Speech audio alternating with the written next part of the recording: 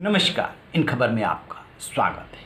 Corona के कोहराम के बीच दुनिया से एक अच्छी खबर आ रही है कि पिछले 11-12 दिनों से इजराइल और फिलिस्तीन के बीच में जो संघर्ष चल रहा था वो थम गया है, संघर्ष विराम हो गया है। इससे दुनिया ने राहत की सांस ली है, क्योंकि जिस तरीके से अमेरिका और उधर तुर्की और रूस ने इसमें रुचि लेनी शुरू की थी, वर्ल्ड वार थर्ड की आशंका बढ़ गई थी। चीन अलग छटपटा रहा था कि कैसे अमेरिका को और इजराइल को घेरा जाए। ऐसे में जो यूएन है, संयुक्त राष्ट्र है, उसके जो महासचिव है गुटरेस, वो बार बार अपील कर रहे थे कि किसी तरीके से संघर्ष विराम हो। अभी तक जो जानकारी मिल रही है, इस जानकारी के मुताबिक इस संघर्ष में, यानी जो बेसिकली संघर्ष चल रहा था वो इजराइल और हमास के बीच चल रहा था, जो जिसका कि बेस गाजा में है। तो जितने भी हमले हो रहे थे इजराइल की तरफ से, वो गाजा की तरफ ज़्यादा हो रहे थे।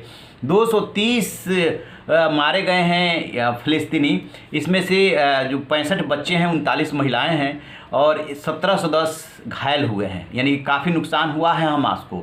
गाजा में न बिजली है न पानी है, बिल्डिंगें ध्वस्त हो गई है, वहाँ पे सिर्फ चीख और पुकार ही सुनाई दे रही है। और इधर जो है इजराइल की बात करें तो इनको भी नुकसान हुआ है। इनमें 5 साल का लड़का और 16 साल की लड़की समेत 12 के मरने की खबर है। और इस तरीके से 58,000 फिलिस्तीनी अपना घर छोड़ करके चले गए हैं। तो फिलिस्तीन को ज़्यादा नुकसान हुआ है। और जो भी सोच करके ये संघर्ष शुरू हुआ हो, किसी भी संघर्ष और जंग का जो अंजाम होता है वो ठीक नहीं होता है। इसमें फिर से फिलिस्तीन को एक बार ज़्यादा नुकसान हुआ है। हमास के जितने बेस थे उसको छांट करके इजराइल ने नष्ट कर दिया है। जो उसने गाजा में बंकर बनाए थे उसको भी ख़त्म कर दिया है काफ़ी हद तक। अब सबसे बड़ा सवाल ये है कि जो बेंजामिन नेतन्याहू हैं, इजराइल के प्रधानमंत्री, उन्होंने कहा था कि ये संघर्ष की अभी शुरुआत है, कैसे माने और कैसे दुनिया ने इसमें रोल निभाया, कैसे संघर्ष विराम हुआ और कैसे वर्ल्ड वार 3 होते होते बचा।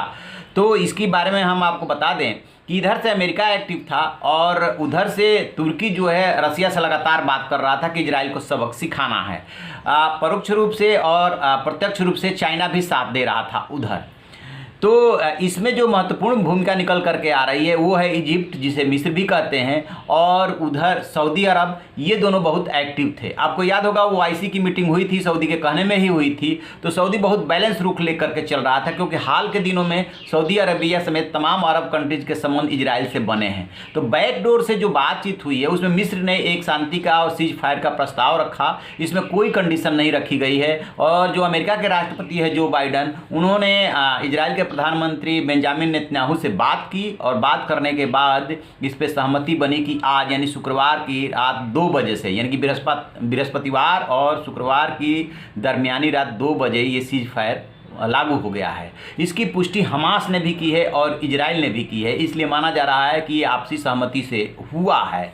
तो इसमें सबसे खास बात यह है कि इस समस्या का समाधान निकलना ही होगा, अदरवाइज कभी भी ये वर्ल्ड वार 3 का सबब बन सकता है। इसमें हमास को बहुत ज़्यादा नुकसान हुआ है। और जो इजराइल में एक तरह से गृह युद्ध छिड़ गया था, यानी कि जो अरब के लोग वहाँ पे रहते हैं और जो इजरायली हैं उनके बीच में अलग अलग शहरों में जो संघर्ष छिड़ गया था, वो इजराइल के लिए काफ़ी घातक रहा। इजराइल को भी सोचना पड़ेगा और इधर जो है फिलिस्तीन को भी सोचना पड़ेगा, तभी कोई रास्ता निकलेगा। बहुत अच्छा हुआ कि ये संघर्ष विराम हो गया।